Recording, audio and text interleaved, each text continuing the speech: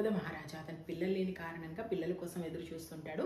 శివుడి కోసం తపస్సు చేస్తాడు. శివుడి కోసం తపస్సు చేసిన తర్వాత శివుడు ప్రత్యక్షమై ఏం కావాలి అన్నప్పుడు ఇట్లా నాకు భీష్ముడిని చంపగలిగేటువంటి కొడుకు కావాలి అని కోరుకుంటాడు. ద్రుపద మహారాజు కోరికలన్నీ ఇలా ఉంటాయి. భీష్ముడిని చంపే కొడుకు కావాలి, ద్రోణుని చంపే కొడుకు కావాలి, అర్జున్ని మెప్పించే కూతురు కావాలి.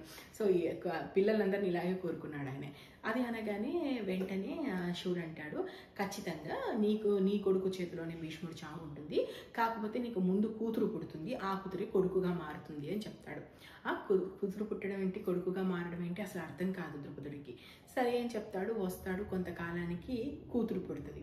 పుట్టిన తర్వాత ఆమెకు జాతక కర్మలన్నీ కూడా కొడుకుకు చేయించినట్టే చేయిస్తారు. ఒక మహారానికి మహారాజుకు వాళ్ళకి అత్యంత సన్నిహితులకు తప్ప బయట ప్రపంచం మొత్తానికి ఆమె పురుషుడనే తెలుసు. వాళ్ళకు పుట్టింది ఎక్కడా కూడా శిఖండి ఒక ఆడది అనేటువంటి విషయం, అంటే ఆ కూతురు పేరు వాళ్ళు పెట్టుకున్న పేరు శిఖండి.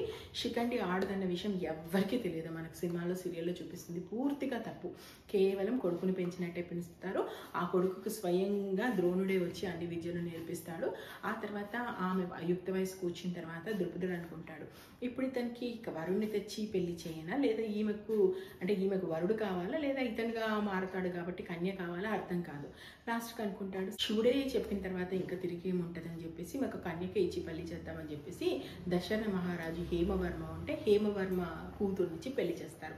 ఇప్పటి వరకు బయట ప్రపంచానికి శిఖండి ఎవరో తెలియకుండా కాపాడగలిగారు. కానీ ఒక్కసారి పెళ్ళైన తర్వాత ఆగదు కదా విషయం. వెంటనే ఆమెకు అర్థమైపోతుంది, నన్ను పెళ్లి చేసుకుంది మగవాడు కాదు ఆడది అని. ఈ విషయాన్ని హేమవర్మకు చెప్తుంది.